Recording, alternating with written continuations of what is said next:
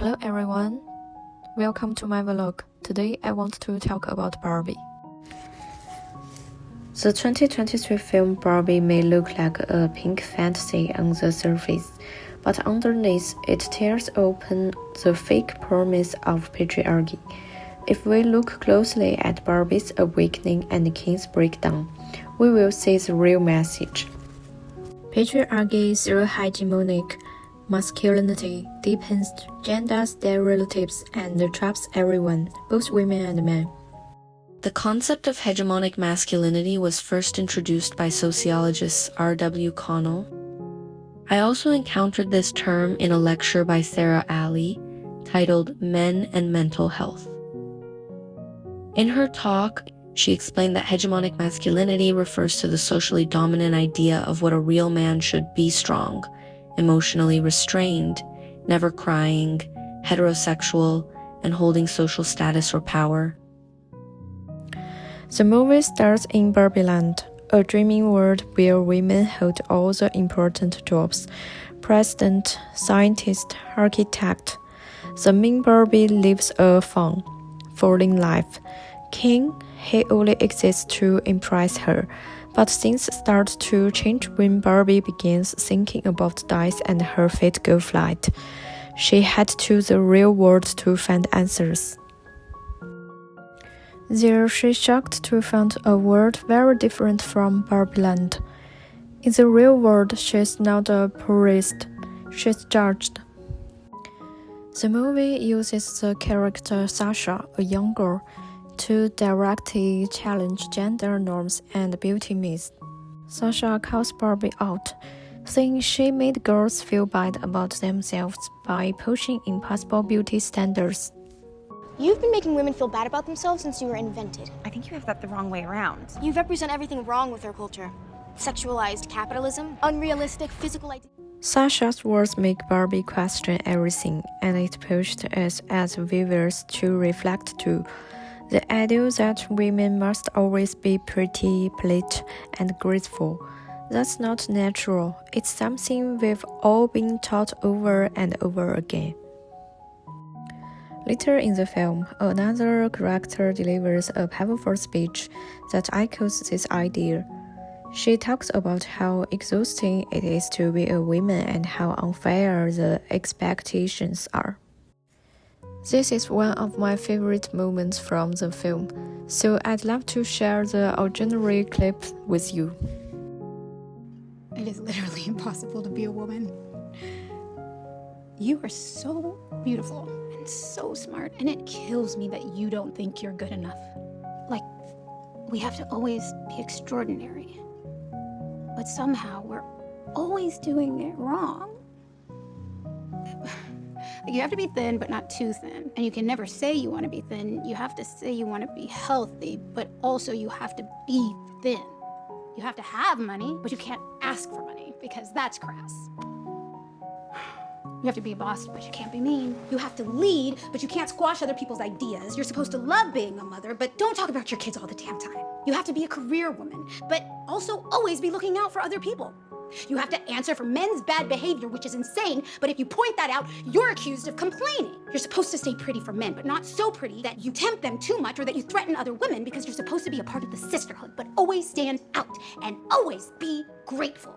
But never forget that the system is rigged, so find a way to acknowledge that, but also always be grateful. You have to never get old, never be rude, never show off, never be selfish, never fall down, never fail, never show fear, never get out of line. It's too hard, it's too contradictory, and nobody gives you a medal or says thank you. And it turns out, in fact, that not only are you doing everything wrong, but also everything is your fault. I'm just so tired of watching myself and every single other woman tie herself into knots so that people will like us. This all lines up with Judith Butler's theory of gender performativity. As she wrote, there is no gender identity behind the expressions of gender. That identity is performatively constituted by the very expressions that are said to be its results. On the flip side, Ken, who followed Barbie to the real world, discovered that men have all the power here. He finally feels respected, so when he returns to Barbie Land, he turns it into Kenland. He starts acting out what he thinks being a man means: riding horse, drinking beer, taking up space. It's funny on the surface, but it's actually a clearly exaggeration of toxic masculinity.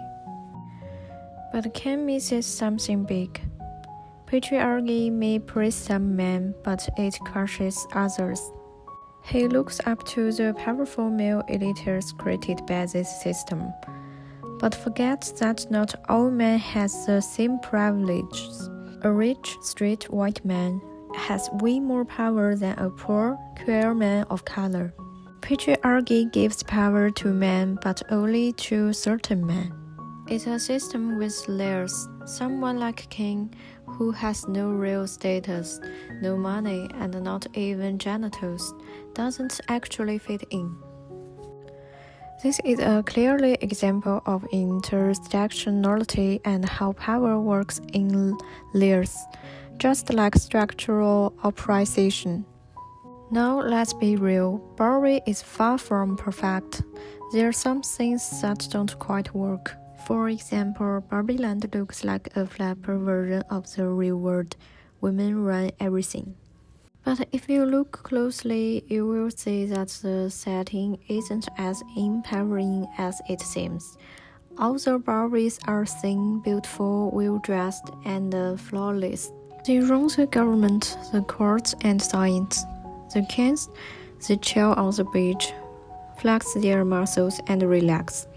They don't really suffer or face any real challenge.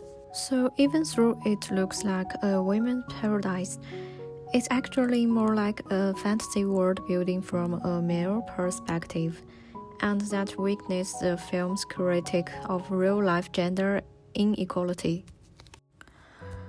Of course, Barbie is a commercial film, so it has to keep things fun and light. But that doesn't mean we shouldn't think critically about it. The movie also tries to promote the idea that beauty is diverse. But having Margot Robbie, a woman who perfectly fits mainstream beauty standards, say this line, it doesn't feel convincing. It's like Bill Gates telling poor people that money isn't important. You just can't relate. That said, Barbie is still a brave attempt to bring feminism and identity into pop culture. It's not perfect, but it's a good place to start the conversation. Thanks for watching my vlog. Hope you enjoy it. See you next time.